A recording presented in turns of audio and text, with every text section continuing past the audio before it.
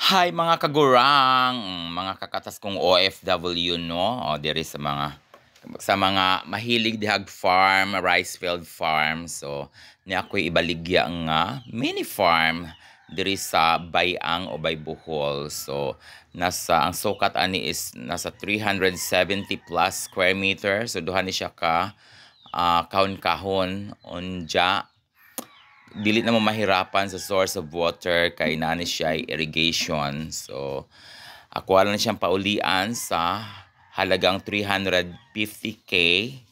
So sa papel ani niya guys kanang dili na mo mokuag pasukod kanang naana lang ni siya sa ang iyang kuano nato ani sa iyan yung pagsipak sa pinaka main nga kana na ang kuan mo gastos sa mga nasa 10,000 pesos para sa title gyud nimo.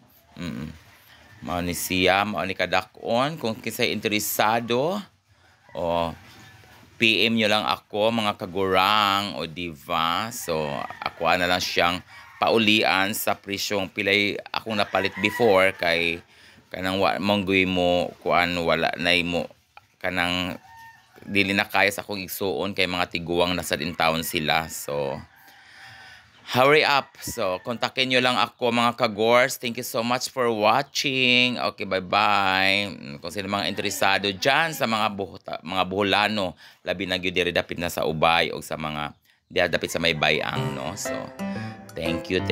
Sige na. Bye-bye.